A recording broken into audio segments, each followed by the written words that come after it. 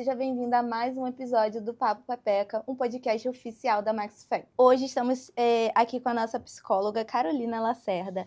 Ela é graduada em Direito, psicóloga clínica, terapeuta sistêmica, especialista na terapia cognitivo-comportamental, curso de especialização na terapia focada na compaixão, na AMEC, em parceria com a The Compassion and Mind Foundation do Reino Unido. Isso.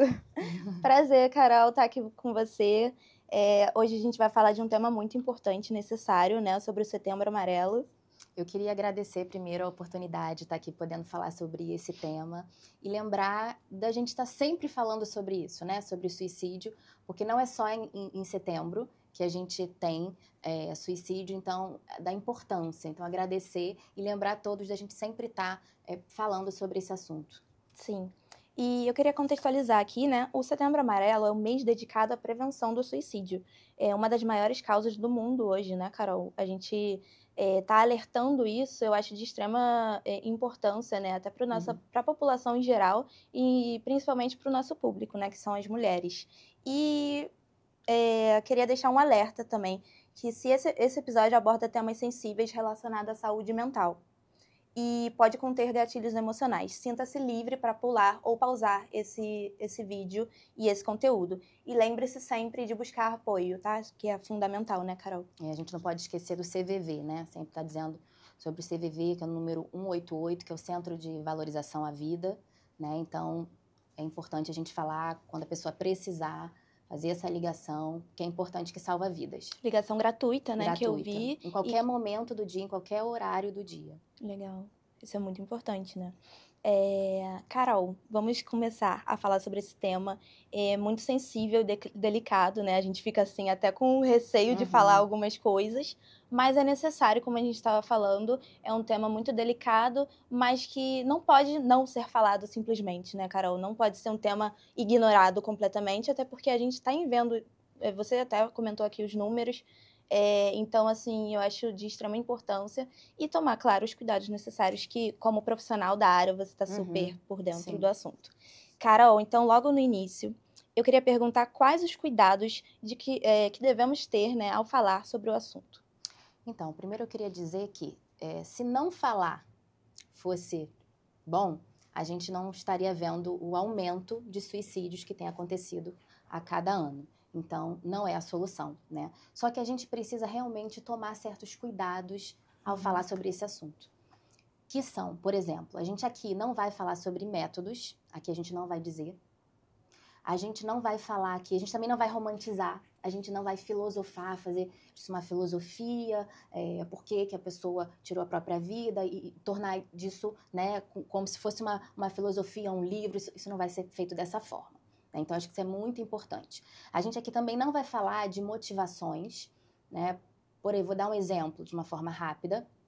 Por exemplo, alguém que teve determinada motivação para tirar a própria vida, porque outras pessoas podem ver e achar que esse é o único caminho. E é o que a gente vai dizer aqui, justamente o contrário disso. Que tem como a pessoa buscar ajuda e tem como a pessoa melhorar a saúde mental, para que ela não chegue a esse ponto. Sim. Né? Sim, super. E qual é a importância, né, de falarmos sobre o assunto? E ele é um tabu, né, hoje em dia e há muito tempo já foi, mas que até a conscientização, né, do Setembro Amarelo é uma forma de buscar trazer esse tema à tona, né? Da gente estar buscando profissionais com lugar de fala, que estuda sobre o assunto, como você.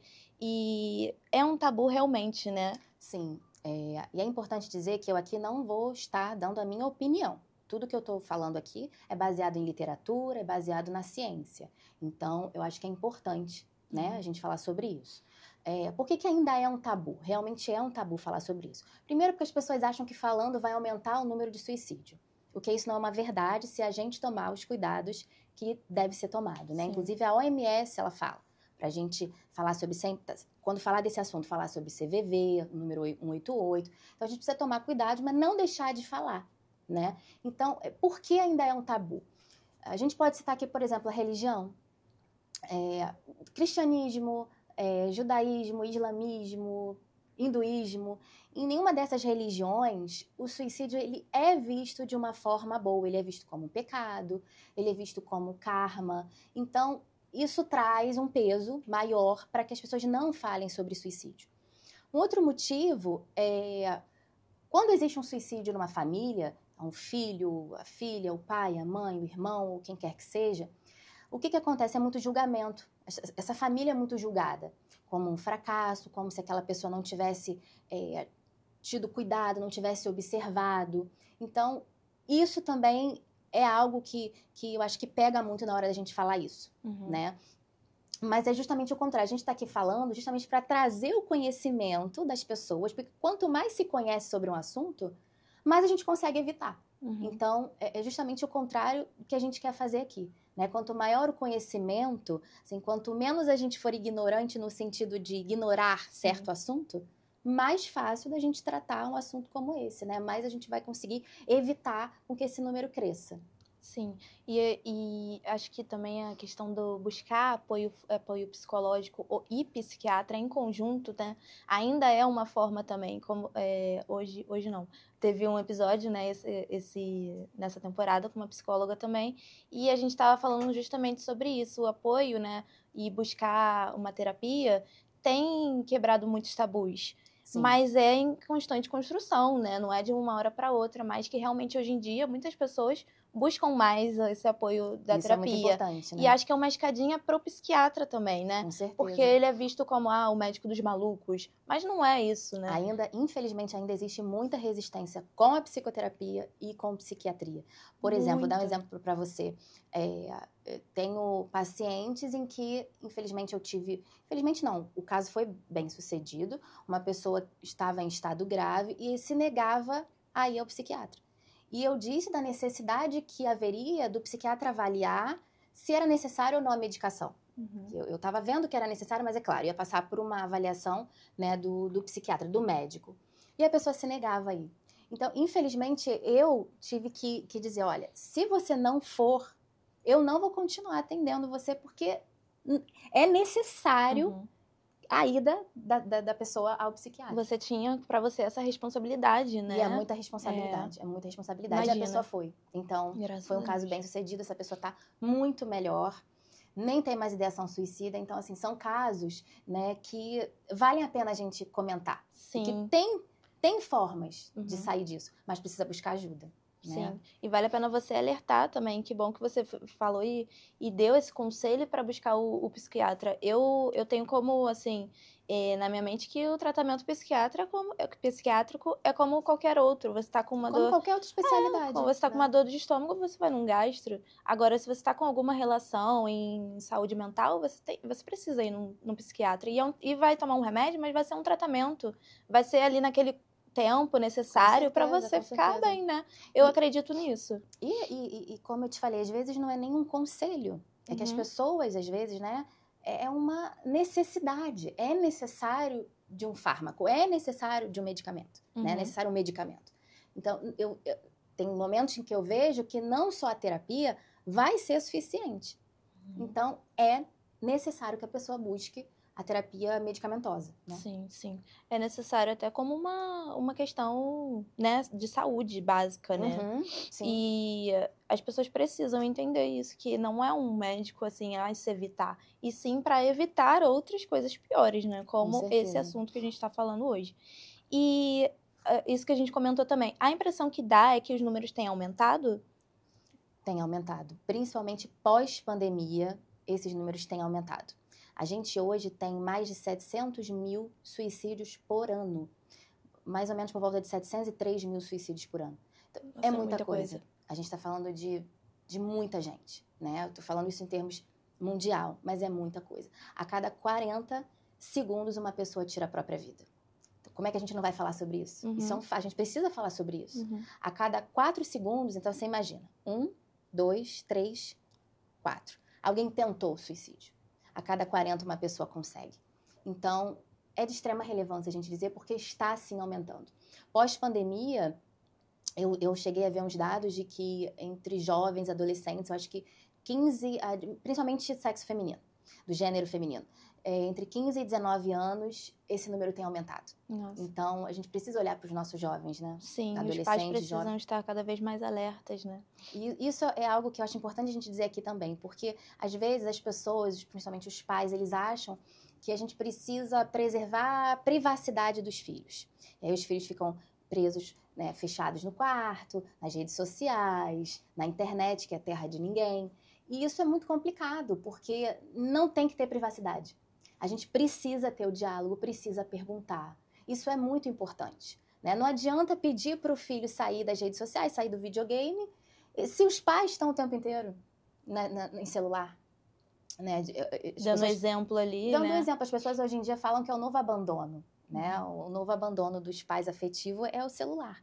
Então, não é o caminho. Não adianta também tentar tirar o filho das redes sociais, por exemplo, no final de semana, e não ter o que oferecer. Cadê os passeios, né? O tempo de qualidade com os filhos? Então, isso é muito importante, né? Essa interação, porque o ser humano é um ser social. Nós somos seres que a gente precisa de relacionamento. E hoje em dia, eu acho que o que acontece é isso. Cada vez mais a gente tem visto as pessoas nas redes sociais, no celular. Pra você ter uma ideia, Isabela, nas férias agora, eu com os meus pacientes adolescentes, eu perguntei, para todos eles eu perguntei, vamos ver quanto tempo vocês estão no celular de vocês? Nos dados, né? Nos dados do celular. E aí, quando eles abriam, eles levavam um susto, eles se deparavam com 12 horas, 13 horas. Caramba! 10 horas por dia. Isso só no celular. Nossa. Porque ali não tá o videogame, ali não estão as séries. Então, TV. Então isso é impactante. A gente está falando dos nossos adolescentes, dos nossos filhos, dos nossos familiares, que estão passando esse tempo inteiro na frente de uma tela. E absorvendo o quê, né? Às vezes tem uma mensagem ali. Já tem algumas pesquisas dizendo que o QI dessas pessoas está baixando, não sei se baixando, mas assim, dos novos, sim, né? Da nova geração, tá ficando no QI médio, né? Eu não tenho dados sobre isso, mas eu tenho ouvido porque você falar. imagina, a criança, o adolescente tá absorvendo o quê? Só... Não é estimulado. Sim. Não é estimulado, só uma coisa ali para passar o tempo, mas que informação de fato, às vezes, ou é o bombardeio de informação que hoje em dia a gente tem, que é muita informação. Essa que é a questão, né? Os vídeos curtos. Sim. Eu tenho tenho 3 filhos, né? Um filho é pequenininho de 5 anos, e eu falo, às vezes ele tá vendo, tá assistindo da geração. É muito difícil colocar numa bolha e não permitir. Então, só que eu falo pra ele, você tá assistindo o quê? São vídeos curtos? Eu falo, ele já sabe, não, mas não é vídeo curto não, eu tô assistindo um desenho. Porque é isso, existem desenhos educativos, entende? Então não tem como fechar e não... É a geração. Não é limitar, proibir totalmente, mas é impor um limite, né? Exatamente, é o limite, é o que está assistindo, né? Porque esses vídeos curtos, a dopamina é o tempo inteiro ali, e isso é muito prejudicial. Fica aquele vício, né, de dopamina, que é... É o vício de dopamina, e não consegue parar, não consegue ter tédio, gera o tempo ansiedade, inteiro. Né? Ansiedade, muita ansiedade. Sim, e acaba não tendo aquele conhecimento de fato sobre nada, né? Fica só absorvendo coisas e não inúteis, buscando, às vezes. Não buscando. Sim. Exatamente. E isso também é como a ansiedade também que gera uma série de fatores, né? Ruins. E até Brasil pode levar... é o país mais ansioso do mundo. Do mundo, Isabela. eu tava vendo isso. Do mundo, é o número 1. E é também um índice muito alto também de ficar no celular, tempo de tela, tempo de celular. Então, isso também, eu acho que tem super a ver, porque tem ligação, até eu, quando eu fico muito no celular, eu fico, meu Deus, quanta coisa pra resolver, quanta mensagem. E aí, você não pra realmente, de fato, organizar o que fazer uma lista de prioridades do que você vai fazer, né? Não invalidando, né? Porque é muito invalidante quando a gente escuta, por exemplo, saindo um pouco aqui do assunto de TDAH, né? Quando eu escuto as pessoas dizendo, mas todo mundo hoje em dia é TDAH. Não é assim, não. Todo mundo que é TDAH, não. Mas a gente confunde muito, porque as crianças, elas ficam hiperativas. Elas ficam ansiosas justamente por conta da tela. Então, isso é importante de ser. Sim, às vezes as pessoas confundem, essa correlação, exatamente. Vamos tentar tirar um pouquinho a tela para entender como é que essa criança vai responder. Né? Às vezes melhora muito. E tem até um estudo também que até 2 anos, né, sem tela, né?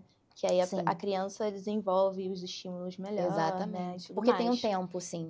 Eu não sei agora de cabeça, mas tem um tempo. Até 2 anos, depois 4 a 6, e aí, para que a criança fique na tela por dia. Sim. Né? Até pra gente é bom, né, impor esse limite, Até pra assim, gente, né, no claro. dia a Isso dia. impacta no sono, enfim, né? Uhum.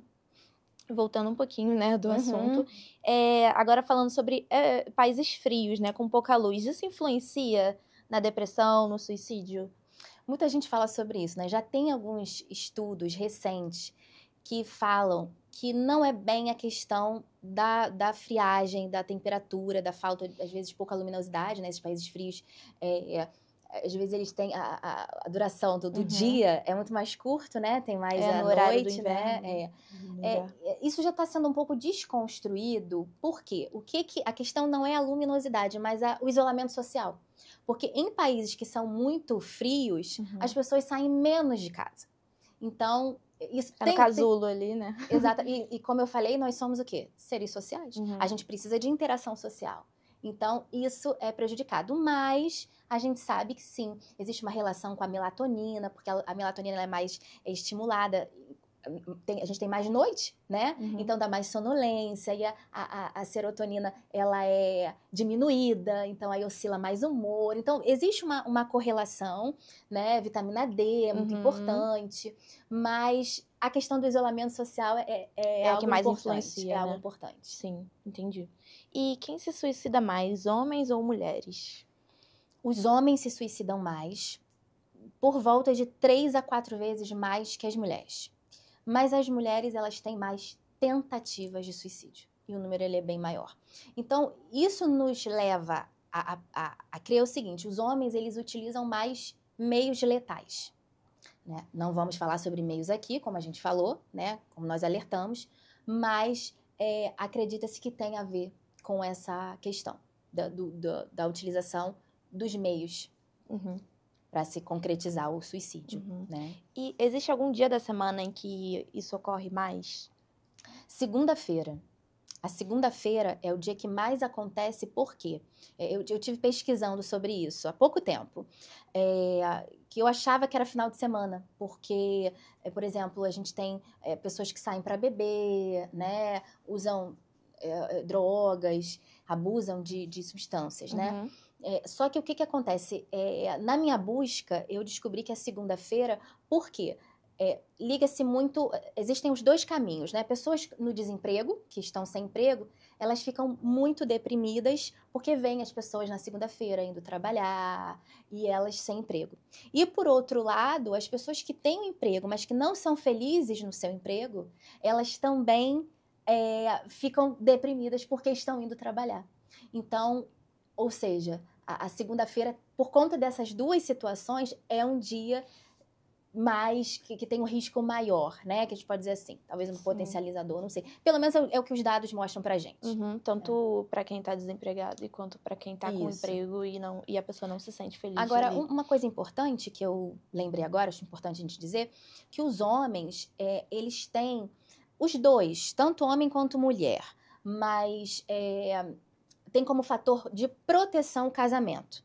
Isso, ou seja, pessoas casadas, elas se suicidam menos. Principalmente no início do casamento, em se tratando de mulheres. Porque tem uns dados aí que se confundem um pouco. Mas os homens, eles têm o apoio emocional das mulheres. Porque para o homem, culturalmente falando, é muito mais difícil a busca por ajuda.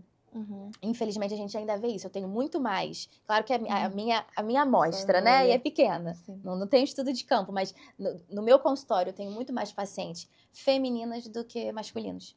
A busca é menor, né? Sim. Eles tentam resolver sozinhos. Então, mas aí o casamento ele já traz esse fator protetivo, né? Sim, os homens ficam mais, não receosos, né? Mas tem aquela coisa, de pedir ajuda, de buscar ajuda, né? De se sentir fracassado, né? Agora, é importante também a gente dizer que em países como, se eu não me engano, salvo engano, Índia e Irã, o casamento, por exemplo, já não é um fator de proteção. Por quê? Para mulheres. Porque as mulheres são muito dependentes financeiramente, já tem uma cultura muito repressora, muito opressora. Então, isso acaba sendo, às vezes, até um fator de risco e não de proteção para as mulheres. Nesses países que são mais... oprimem mais as mulheres, exatamente, né? As mulheres são mais à parte, né? Sim. E a gente pode ligar o suicídio a transtornos? Pessoas com transtornos se suicidam mais? A gente já falou aqui de desemprego, né? Desigualdade social. Países com maior desigualdade social tendem a ter mais suicídios. Então, se a gente falar aqui, né, que transtornos, só quem tem transtornos se suicidam, é uma mentira. Mas sim, a gente pode ligar. É como se fosse vamos botar assim, um botãozinho que a gente aciona. Ou, sei lá, aumentar o volume, né? Vamos dizer assim. Se a pessoa tem, por exemplo, transtornos de humor. O que são transtornos de humor? A depressão, transtorno de humor bipolar, que é a bipolaridade. Então, essas pessoas, a gente liga esse botãozinho aí para ficar mais em alerta.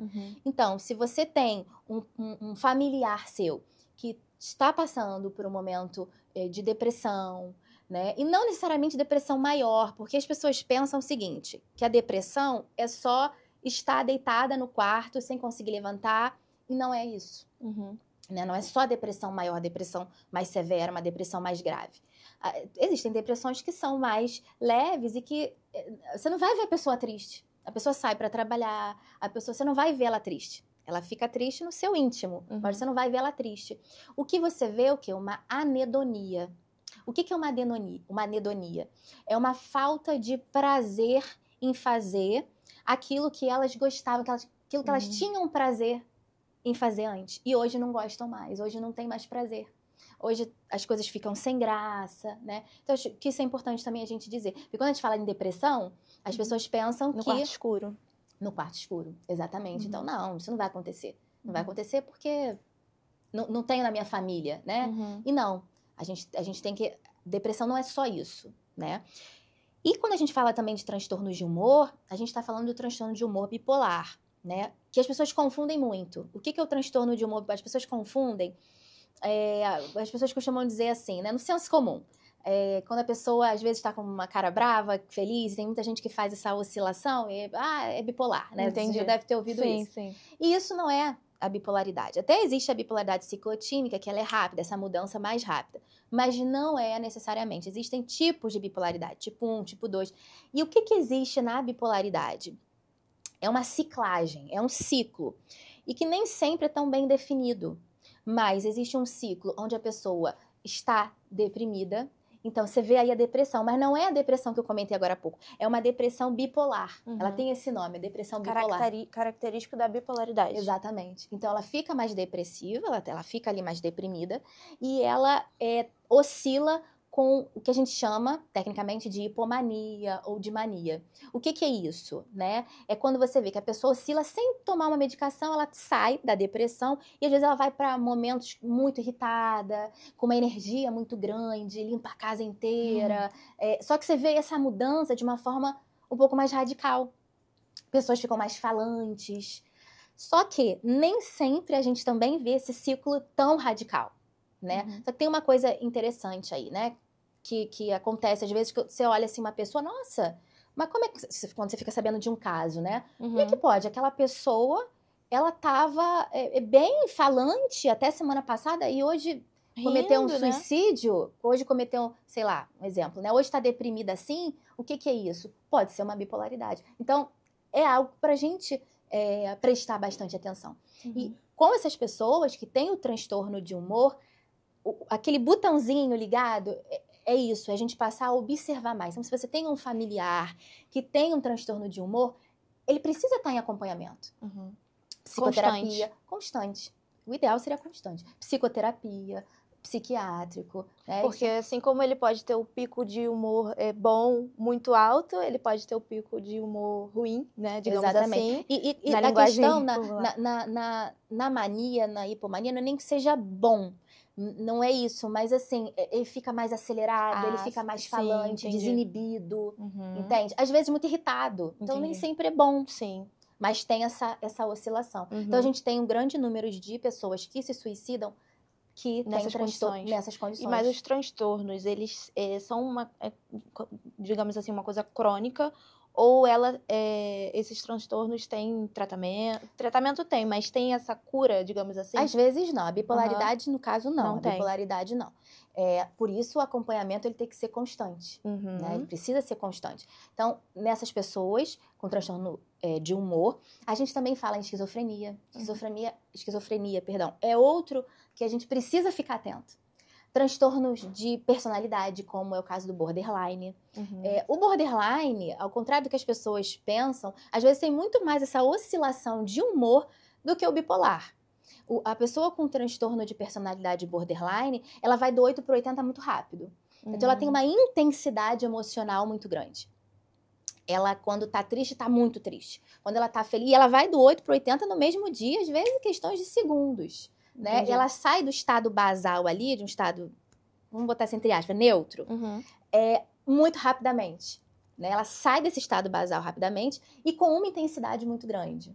E elas costumam ter muito sentimento de vazio, inadequação da aparência. Exatamente.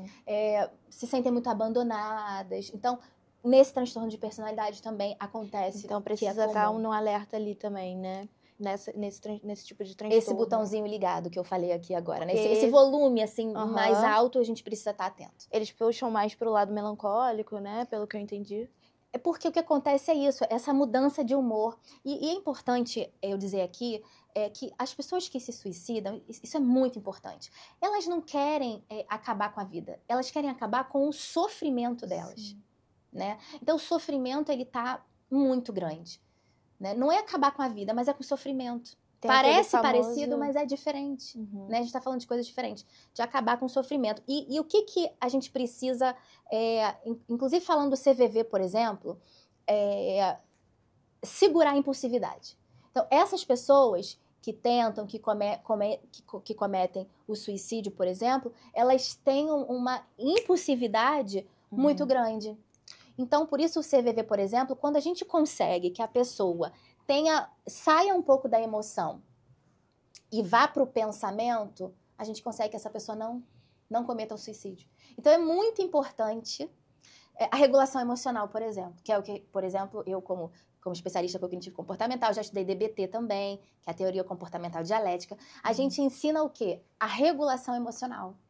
Né? Porque é muito importante a regulação emocional. A impulsividade, ela faz com que a pessoa faça e aí... Às vezes até sem pensar, ou Exatamente. Na intenção, mas muito mais na impulsividade, né? Então, com essas pessoas em extremo sofrimento, vou dizer um exemplo de uma paciente minha, né, que ela tinha data, ela tinha método, a forma dela, data, para poder tirar a própria vida. E o que nós fizemos em terapia, em psicoterapia? Eu consegui ganhar tempo. Porque eu disse para ela, olha, eu não quero ser testemunha de um suicídio. Você me deixa trabalhar? Porque senão eu tenho um curto espaço de tempo, eu não consigo. Eu preciso conseguir trabalhar. Logicamente, em conjunto com o psiquiatra, né? Obviamente. Porque quando tá numa situação de risco eminente, às vezes é necessário a internação. E aí, principalmente, o psiquiatra, ele vai fazer esse encaminhamento para internação. Compulsivo, né? Às vezes. Não, às vezes sim, às vezes compulsório, porque tem que ser, não tem escolha, né? E aí o psiquiatra, ele vai fazer esse manejo. Por isso é importante tanto o profissional ali acompanhando, quanto a família também, os amigos, estarem atentos, né? Com certeza. Até para levar essa pessoa, né?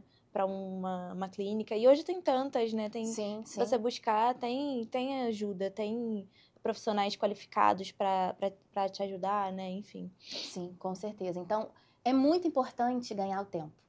Porque quando você ganha tempo, você ganha a pessoa pense. E também a gente consegue, muitas vezes, reverter a situação, né? Ali em terapia, com a medicação adequada, com o psiquiatra. Então, é muito importante, né? Com certeza.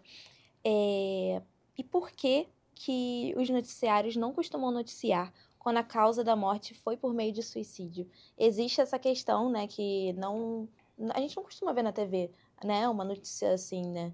E por que isso não é, os repórteres não noticiam, né, esse tipo de causa de morte? Realmente, isso não era tão noticiado. Hoje, eu tenho visto um pouco mais isso. Eles noticiando, tomando os cuidados que a gente falou.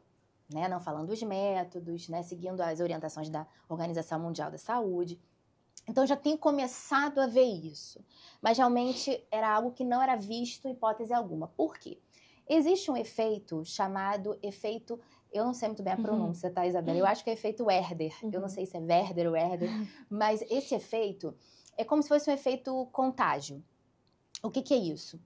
Houve um estudo onde mostrou-se que quando celebridades, quando pessoas de notoriedade cometiam suicídio, aumentava-se o índice de suicídios de pessoas após aquela morte. Então, devido a esse estudo, o que os noticiários, então, passaram a não noticiar mais sobre suicídio, né? Só que é isso, a gente precisa trazer à luz, só que sabendo fazer isso de uma forma com responsabilidade, de uma forma responsável, né? Profissionais que, por exemplo, a gente está falando aqui, isso é muito importante, mas uma pessoa que fale da área da saúde, né? Claro. Por isso que é tão importante, né? E, por exemplo, a Marilyn Monroe, a gente viu, existe um índice depois do suicídio dela, onde teve um aumento. Robin Williams também. Só que o Robin Williams, quando eu vi os noticiários, eles ainda deram uma romantizada, que é um pouco complicada, foi uma coisa meio filosófica. E o Robin Williams, ele tinha problemas com abuso de substância, então existiu algo ali que não foi muito noticiado também. Não é todo mundo que sabe sobre isso, né? Sim. Uma outra, por exemplo, Baleia Azul, não teve um desafio onde né, isso... Uma série também... Como se fosse um jogo, não foi? Como se fosse um jogo, era um desafio. Então, isso também foi Teve uma série que, se eu não me engano, é 13 Reasons Why. Eu não vi essa série, mas eu soube. Da Netflix, né? Da Netflix. Em que era uma adolescente, salvo engano, em que ela falava 13 razões para se suicidar. E foi mostrado... formas, eu não vi, mas eu sei que foi mais ou menos por aí. E isso, houve um aumento depois de adolescentes tirando a própria vida muito grande. É um absurdo, né? Isso não pode ser feito. Então, por isso que tem que ter responsabilidade, né? Sim. Inclusive, depois houve uma alteração nessa série, eles tiraram a parte onde mostrava métodos e tal, mas ainda é uma série que... Tá aí. Tá aí, ela tá aí. A gente precisa tomar cuidado, né? Ver o que nossos filhos estão assistindo. Porque realmente é complicado. O que ele está pensando, né? O que está acontecendo? Que ele está em sofrimento para ver uma situação dessa? Porque até aquela série se tornar notória e aí tirar... Quantas pessoas já viram aquilo? Por isso que aumentou o índice de suicídio depois disso. E esse método... Qual é o que você falou de Werder, né? Foi o efeito Werder. O efeito Werder. Eu também não sei muito bem a pronúncia. Não sei se é efeito Era Werder. um livro? Isso teve uma origem num livro, sim. De 1700 e alguma coisa, e o Werder, ele era um personagem do livro, acho que ele era um protagonista, alguma coisa assim. E anos depois, décadas depois, é que foi feito um estudo onde perceberam que depois desse romance houve um aumento de suicídio. Então, por isso que o nome ficou desse efeito contágio, né, que a gente chama mais em português, como esse efeito Werder. Entendi. Né? Agora, Isabela, eu acho que também é importante a gente dizer o seguinte, assim como existe esse efeito, né, para uma imitação, vamos dizer assim, existe também, quando a gente fala aqui de casos bem-sucedidos, né, que influenciam pessoas poxa, não é a única forma. Existem outras formas. Eu tenho paciente, por exemplo, que, nossa, orgulho, eu me emociono em dizer, em que diziam que iam fazer, tinha data, e hoje estão ainda em acompanhamento de psicoterapia, psiquiatra, mas que estão muito bem e nem pensam em fazer isso. Então, é muito importante a gente também falar sobre isso, né? Porque tem como, procurem ajuda, tem como, né?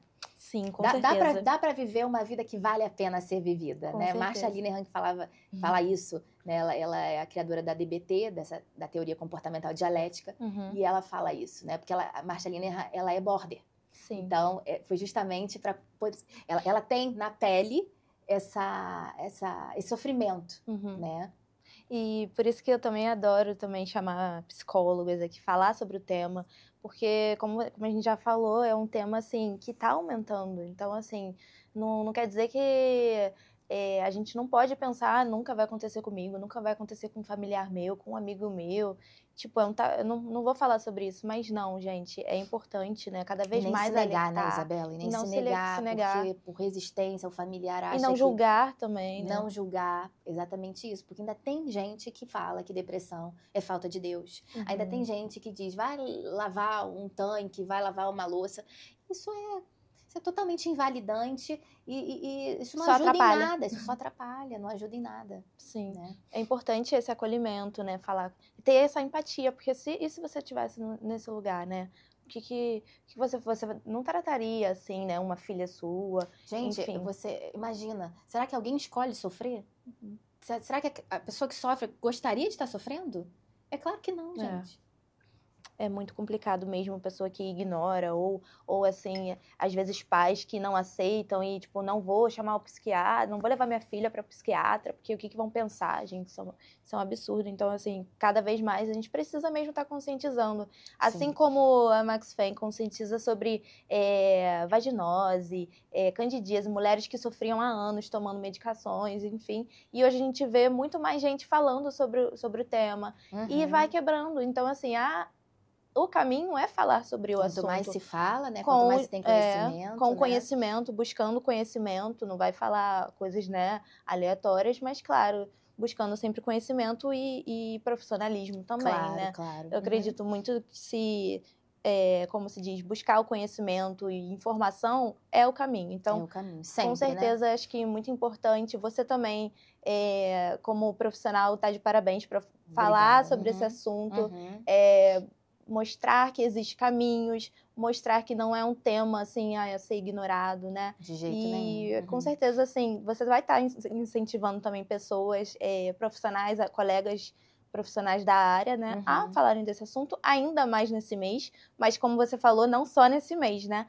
No ano todo. Em qualquer mês, em qualquer dia, né? É tão importante. Sim. E aí, como a gente evita o suicídio e qual é a prevenção? Prevenção, né? Então, vamos lá. Ou quais as prevenções? A gente falou várias coisas aqui hoje, né? Então, assim, manter um olhar atento, observar o familiar, não julgar. Então, trazendo aqui para mim, profissional da área de saúde, que também é importante, né? A gente falar. É importante perguntar diretamente ao cliente, ao seu paciente. É importante perguntar, ser direto. Você tem ideação suicida? Já teve? Eu geralmente faço essa pergunta no início, quando eu começo a atender um paciente. Porque a gente não se a gente for esperar chegar, será que vai chegar esse assunto? Então, a gente precisa perguntar. Eu tive um paciente, adolescente, em que eu perguntei. Ele estava tendo muitas crises de ansiedade, pânico. E aí eu perguntei. Provavelmente ele contou isso para a mãe dele, claro, né? E a mãe dele veio brigar comigo, dizendo que eu não deveria ter perguntado, não deveria ter feito essa pergunta a ele, porque eu estaria induzindo ele a cometer o suicídio. E aí, na hora, dá uma, né? Bom, eu expliquei para ela, falei, olha, eu sou profissional da área da saúde, eu estudo. Estudou para isso. Eu estudei para isso. Eu já estou na 3ª especialização, 4ª até. Então, eu estou estudando para isso, e se eu estou perguntando, é porque eu devo perguntar. Né? Então, tem base científica, né, para isso. Eu tenho base científica para isso, mas as pessoas acham que não. Né? As pessoas, por que você está perguntando isso para o meu filho? Não pergunta porque você está influenciando ele. Não, eu preciso saber. Eu vou te dar um exemplo, porque ainda perguntando, a gente corre o risco, né, principalmente no início, porque o vínculo, a relação terapêutica é muito importante para que aconteça, né, seja um tratamento de sucesso. Né? Então, ainda perguntando, às vezes a gente corre o risco do paciente não responder à realidade, porque ele ainda não está vinculado, ainda não tem uma relação ali terapêutica muito sólida. Né? Então, já aconteceu, por exemplo, uma adolescente também de 16 anos, salvo engano, hoje ela não é mais minha paciente, mas também é um caso de sucesso, e já com mais ou menos 3 ou 4 meses de psicoterapia, eu atendendo ela, e ela não tinha falado nada de ideação suicida, ela não sabia de nada, não tinha tido uma pista sobre isso.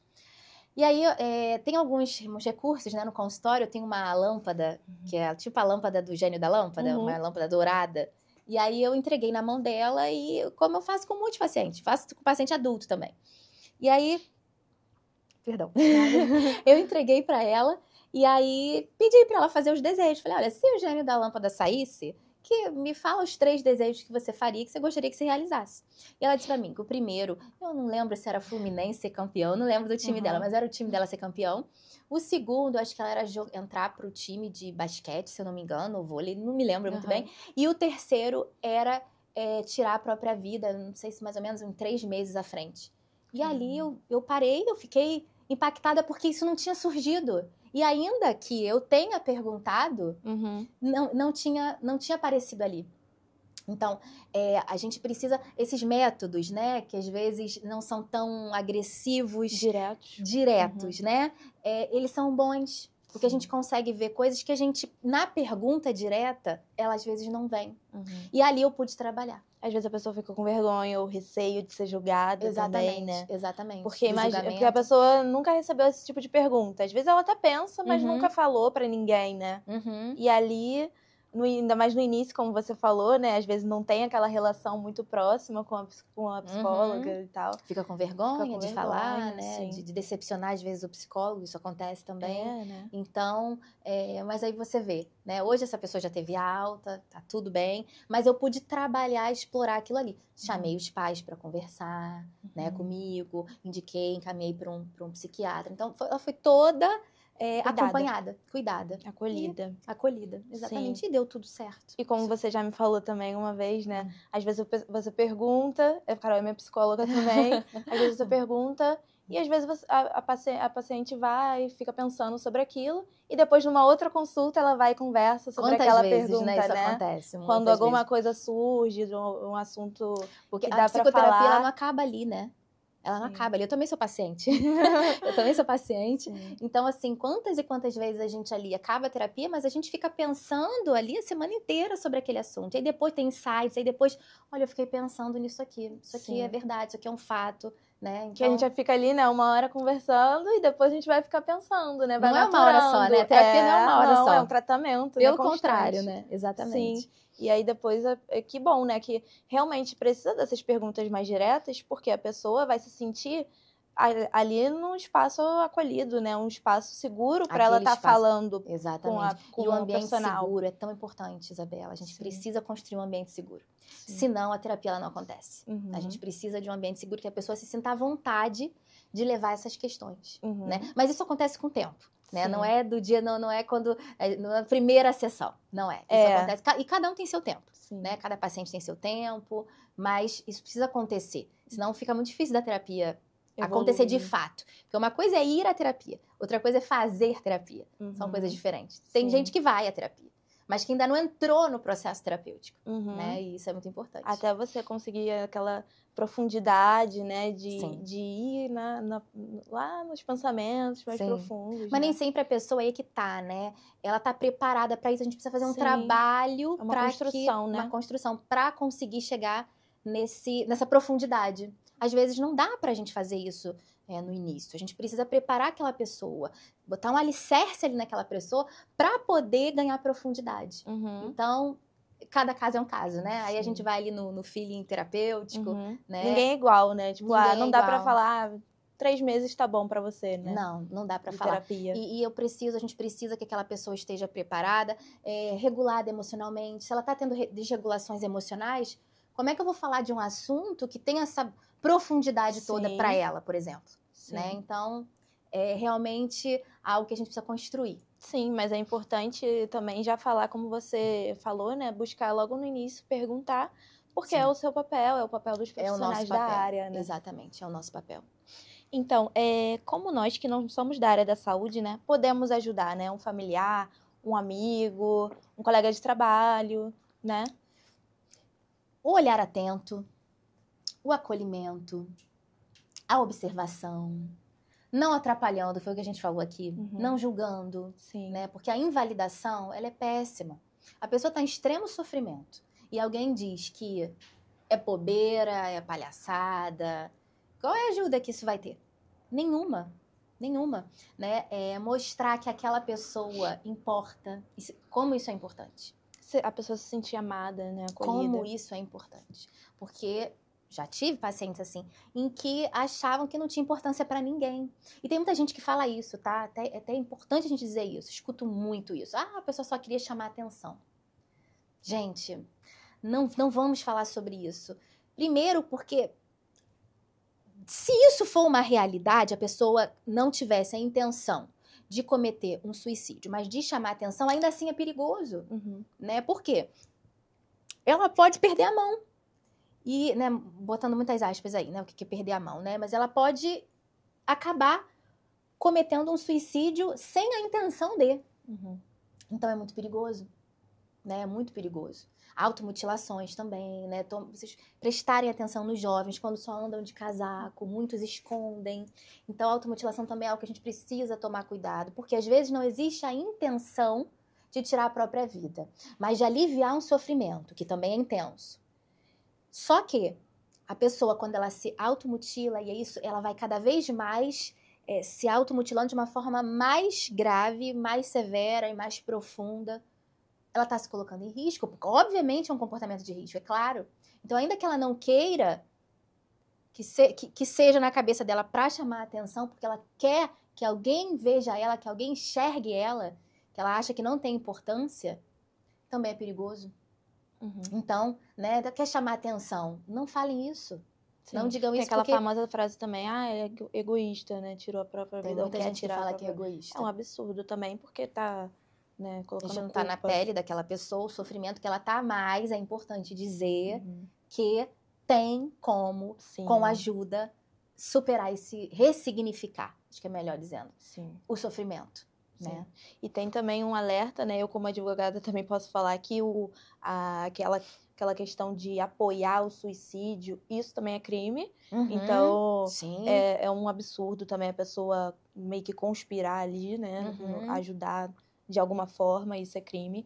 E, Carol, eu acho que a gente falou bastante sobre o assunto. Muito obrigada Imagina, pelas eu que informações, pelo seu trabalho, por trazer essas informações tão valiosas para nós. Eu que agradeço, Isabela. E Obrigada foi um mais uma prazer. vez pela oportunidade de estar aqui falando para vocês sobre um tema que é, assim, é um tema pesado, é um tema delicado, mas é um tema necessário. 700, mais de 700 mil suicídios por ano.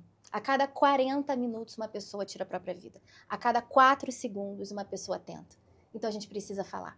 Com responsabilidade, mas a gente precisa falar sobre isso. Com certeza. Né? E ligue para o CVV, número 188. Centro de Valorização à Vida. Isso. Muito bom. Muito obrigada, Muito Carol. obrigada, gente. Tchau, obrigada. E até a próxima. E aí, gostou do nosso vídeo do Papo Pepeca? Curta esse vídeo, compartilha com as suas amigas e confere se você está inscrita no canal.